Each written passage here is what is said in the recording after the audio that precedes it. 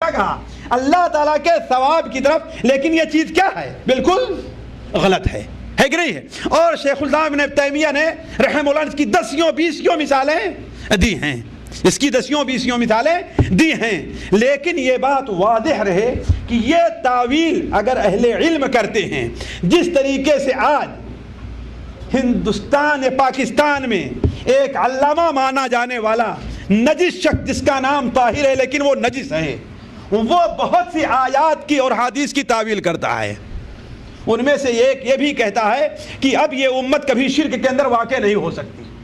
کیوں؟ صحیح بخاری سے دلیل دیتا ہے کہ اللہ کے رسول نے ارشاد فرمایا کہ مجھے تمہارے اوپر شرک کا خوف نہیں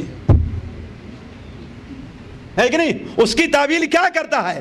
اس کا مطلب ہے کہ امت شرک کے اندر نہیں پڑے گی، لیکن یہاں مراد ان لوگوں سے ہے جو تعویل کو ایسا ہے کہ اس کی گنجائش ہے یا اس کے عوام ہے جو اس کو سمجھ نہیں سکتے۔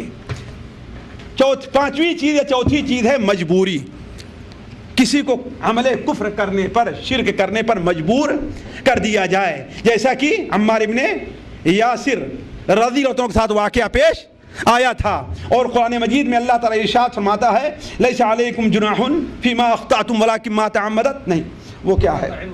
ولیکن من شرح بالکفر صدرا الا من اکرہ وقلبہ مطمئن بالایمان، ہے کہ نہیں ہے؟ اگر کسی کو کفر پر مجبور کر دیا جائے، لیکن اس کے لیے علماء متعدد شرط لگاتے ہیں، ایک شرط یہ بھی ہے اس میں کہ وہ شخص جو کفر کا ارتکاب کر رہا ہے مجبوراً اس کے سامنے بھاگنے کا راستہ نہ ہو، اور یہ چیز مستقل نہ ہو، وقتی طور پر ہو۔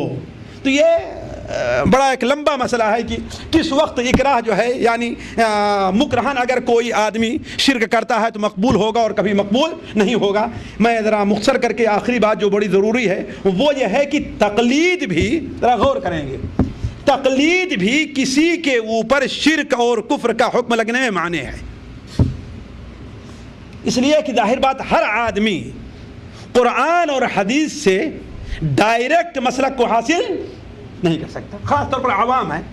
اسی لیے شیخ الاسلام ابن تیمیہ رحمہ اللہ نے کہا ہے کہ عوام کے لیے تقلید جائز بلکہ متعین ہے، اس لیے خصوصاً جو لوگ عربی نہیں جانتے، عربی نہیں جانتے ہیں وہ، اور آج کل ماشاءاللہ جو عربی سے ترجمہ ہو کر کے آتے ہیں ماشاءاللہ وہ بھی بڑے ہی اچھے ترجمے ہیں، ہے کہ نہیں ہے؟ آج میں بھی الرد الخنائی کا ایک ترجمہ پڑھ رہا تھا، اس کے اندر جو اصل عبارت ہے اس کا مفہوم ہی پھر دیا گیا ہے ترجمے میں۔ تو ترجمہ پڑھ کر کے کوئی آدمی دین صحیح طور پر حاصل نہیں کر سکتا۔ تو تقلید کی بنیاد پر اگر کوئی آدمی، میں اس چیز کو ذرا وضاحت کرنا چاہتا تھا لیکن وقت کم ہے، ذرا تھوڑا سا مختصر غور سن لیں، اگر تقلید کے طور پر کوئی آدمی شرک اور کفر کے اندر مبتلا ہو جا رہا ہے تو جب تک اس پر حقیقت کو واضح نہ کر دیا جائے، اس کے شبہات کا ازالہ نہ کر دیا جائے، اسے اچھی طریقے سے بات سمجھا نہ دی جائے، اس کے اوپر بھی کفر کا حکم نہیں لگے گا۔ شیخ الاسلام نے اس کی بعد مثالیں دی ہیں، میں ایک مثال دیتا ہوں۔ مثال کے طور پر دیکھیے، فتاوی میں لکھتے ہیں ہر وہ شخص جسے اس مذہب کی ابن سبعین، ابن فارد جو ملحد تھے، جو ملحد اور زندیق صوفی تھے، ان سے متعلق کہہ رہے ہیں شیخ الاسلام، ہر وہ شخص جسے اس مذہب کی حقیقت واضح ہو جائے اور پھر بھی اس سے موافقت کا اظہار کرتا ہے تو اس نے کفر و الحاد کا کھلم کھلا اظہار کیا ہے۔ البتہ وہ جاہل لوگ جو ان کے بارے میں حسن ظن رکھتے ہیں، ان کی حقیقت کو نہیں سمجھتے اور یہ عقیدہ رکھتے ہیں کہ ان کی باتیں بھی انہی عارف باللہ مشائخ کے ضمن میں ہیں جن کی باتیں بہت سے لوگ نہیں سمجھتے، تو یہ لوگ اپنے ایمان اور اسلام اور اپنی تقلیدی ایمان کے مطابق ان کے اندر کتاب و سنت کی اتباع پائی جاتی ہے۔ اسی طریقے سے یونس الشیبانی، جسے شیخ الاسلام ابن تیمیہ اور ان کے شاگرد امام ذہبی رحمہ اللہ لکھتے ہیں کہ یہ مجنون اور پاگل آدمی تھا، کھلم کھلا کفر کا اظہار کرتا تھا، اللہ اور اس کے رسول کا مذاق اڑاتا تھا۔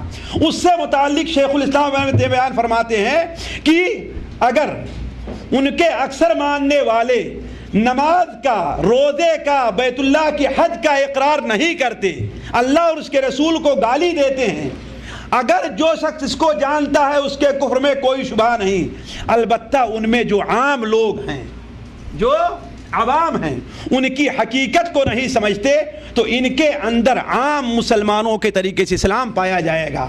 آخر میں اس سے متعلق شیخ الاسلام ابن تیمیہ رحمہ اللہ کے شاگرد رشید امام ابن القیم رحمہ اللہ کا الطرق الحکمیہ سے ایک اقتباس کا اختصار آپ کے سامنے پیش کرتا ہوں۔ وہ بیان فرماتے ہیں کہ کن کی شہادت گواہی قبول کی جائے، کن کی قبول نہ کی جائے گی۔ تو رافضی کا نام لیا ہے، اور قدریہ کا نام لیا ہے، جہمیہ کا نام لیا ہے، اور غالی مرجیہ کا نام لیا ہے۔ ان چار کا نام لیا ہے، غالی مرجیہ کا لیا ہے۔ ان کے عوام کی گواہی کب قبول کی جائے گی؟ ان کے عوام کو انہوں نے تین حصوں میں بانٹا ہے، تین حصوں میں بانٹا ہے۔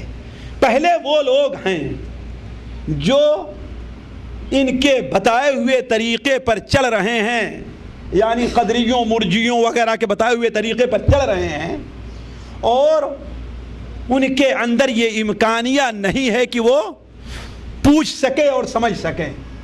تو کہا یہ لوگ گمراہ ہیں، البتہ ان کی گواہی قبول کی جائے گی، یعنی وہ مسلمان ہیں، اس کا مطلب کافر گواہی نہیں قبول کی جاتی۔ دوسرے وہ لوگ ہیں جو پوچھتے نہیں، حالانکہ اگر پوچھیں، پڑھیں تو وہ سمجھ سکتے ہیں، لیکن دنیا میں مشغول ہیں، روزی کما رہے ہیں، یا کھانے پیتے پیسے لوگ ہیں، لذتوں کے اندر مست ہیں۔ تو کہا ان میں اگر اس قسم کے لوگ ہیں جو مناقشہ کرتے ہیں، بحث مباحثہ کرتے ہیں، دعوت دیتے ہیں، تو ان کی گواہی تو قبول نہیں کی جائے گی، اور البتہ دوسروں کی گواہی قبول کی جائے گی۔ تیسرے وہ لوگ، ذرا ہم نقطہ غور کریں گے، وہ لوگ جو سوال کرتے ہیں، حق کو سمجھ جاتے ہیں، لیکن تقلید اور تعصب کی بنیاد پر، تقلید اور تعصب کی بنیاد پر اپنی باتوں پر اڑے ہوئے ہیں، تو ان کی گواہی تو قبول نہیں کی جائے گی، البتہ ان کے اوپر کفر کا حکم لگنا محل نظر ہے۔ ذرا غور کریں گے، یہ میری بات نہیں ہے، الطرق الحکمیہ صفحہ 174 175 اٹھا کر کے دیکھ لیں۔ ان کے اوپر کفر کا حکم لگنا کیا ہے؟ محل نظر ہے، اس میں اجتہاد کی گنجائش ہے کہ آیا ان کے اوپر کفر کا حکم لگے یا نہ لگے۔ اور آخری بات یہ ہے ساتھیوں کہ یہ بتائیے کفر کا حکم لگانے کا اختیار کس کو حاصل ہے؟ یہ ایک نقطہ ہے قابل توجہ بات کہ نہیں توجہ بات؟ کس کو یہ اختیار حاصل ہے؟ کیا ہر آدمی جس کے اوپر چاہے کفر کا حکم لگا دے؟ ہماری جیسے ہر چھوٹا پڑھا لکھا آدمی جس کو چاہے کافر کہہ دے؟ یا کفر کا حق کسی کچھ خاص لوگوں کو حاصل ہے؟ میرا بیٹا کلیم بتا رہے تھے کہ شیخ محمد ابن صالح العثیمین رحمہ اللہ کے پاس ایک سوال آیا ایک بار، تو انہوں نے کہا کہ یہ حکم حاکم یا قاضی کا ہے، یا علماء کی ہیئت اور علماء کی جماعت کا ہے؟ ہر آدمی کو یہ حق حاصل نہیں ہے کہ کسی سے کوئی بات کہی، وہ اس کی بات نہیں مانا تو کفر کا حکم لگا دیا۔